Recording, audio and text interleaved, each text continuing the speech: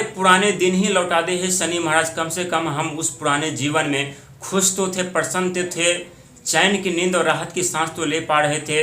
लेकिन जब से जीवन में सपना देखे हैं धनवान बनने का ना, तब से ऐसा प्रतीत हो रहा है कि जीवन में चारों तरफ समस्या उत्पन्न हुई है, चारों तरफ प्रलय तांडव मचा रही है, चारों तरफ के रास्ते बंद पड़े हैं। लेकिन वो हमारे पुराने दिन, जिस दिन में सुख संपत्ति साधन की कमी नहीं थी, मान सम्मान पद प्रतिष्ठा की कमी नहीं थी, धनवान दिन प्रतिदिन बढ़ते जा रहे थे, सफलता की सीढ़ी दिन प्रतिदिन चढ़ते जा रहे थे। लेकिन एक ऐसा तूफान आया जो हमें हमारी सफलता की सीढ़ी को ही छीन कर लेकर चले गए, उड़ा कर लेकर चले गए। और यदि ऐसा आप लोगों का मन में सवाल चल रहा है तो आज हर एक सवाल का जवाब मिलने वाला है। लेकिन सवाल का जवाब जानने से पहले आप लोगों को आज कमेंट में अपने इष्ट देव का नाम जरूर लिखना होगा, क्योंकि एक इष्ट देव का नाम ही होते हैं जो हमें गंभीर समस्या से बचाने का प्रयास करते हैं, हमें राहत दिलाने का प्रयास करते हैं, साथ ही हमें उन्नति और धनवान बनाने का प्रयास करते हैं। प्रिय वृश्चिक राशि के दर्शक, आशा करता हूँ अच्छे होंगे, स्वस्थ होंगे।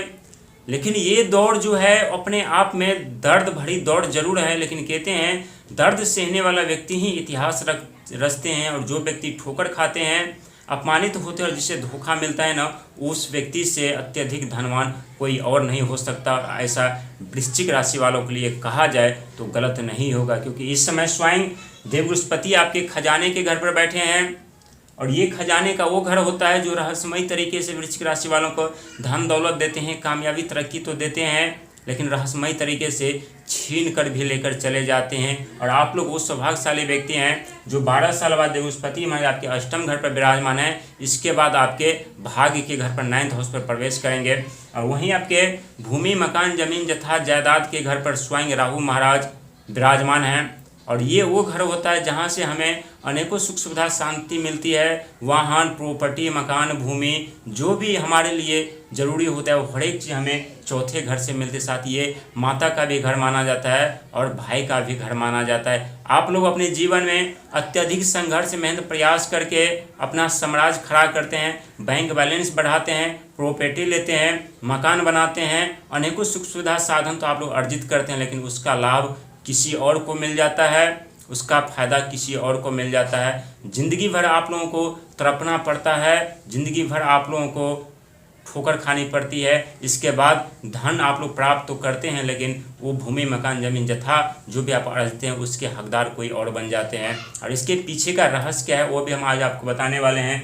लेकिन जो दौर आपके जीवन में चल रहा था ना, ये दौर वो दौर था जिस दौर में काफ़ी चीज़ आप लोगों को सीखने को और समझने को जरूर मिला है। और कहते हैं शनि महाराज की दृष्टि जब जब पंचम घर पर पड़ती है तो यहाँ वृश्चिक राशि वालों को टेक्नोलॉजी में, साइंटिस्ट में अपार सफलता मिलती है, सोशल मीडिया प्लेटफॉर्म पर अपार सफलता मिलती है, कला में, संगीत में, शिक्षा में अपार सफलता मिलती है। लेकिन सफलता मिलने से पहले वृश्चिक राशि वालों को कुछ ऐसे परेशानियां जिसका सामना करना पड़ता है, जिस प्रकार से आप लोग इस समय कर रहे हैं। शनि महाराज वो ग्रह होते हैं जो आप लोगों के लिए धन के खजाने की चाबी तो देते हैं, लेकिन देने से पहले 3 बड़ी परीक्षा आप लोगों से लेती है।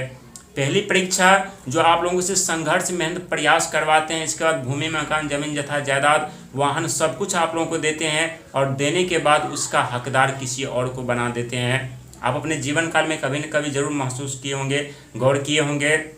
वहीं आप लोगों से अत्यधिक धर्म भी करवाते हैं, कर्म भी करवाते हैं, और उसका फल किसी और को मिल जाता है। जहां आपको सम्मानित मिलना चाहिए था, सम्मान मिलना चाहिए था, वहां पर अपमानित मिलता है, और बिना मेहनत, संघर्ष, प्रयास किए दूसरों को वहां पर सम्मानित दे दिया जाता है।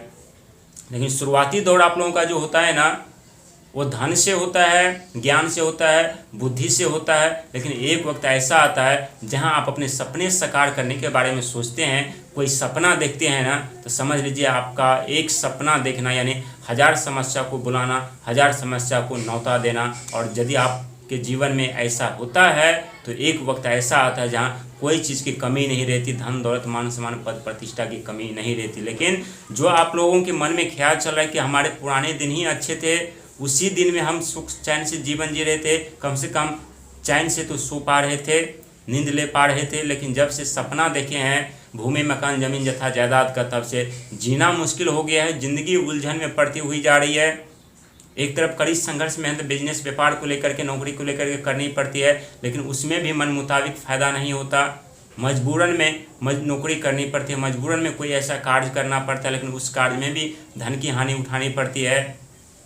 लेकिन एक बात याद रखिएगा, 2026 का साल आपके जीवन का परिवर्तन का साल होने वाला है, आपके कामयाबी और तरक्की का साल होने वाला है, क्योंकि स्वयं देव बृहस्पति आपके भाग के घर पर 9th हाउस पर प्रवेश करेंगे।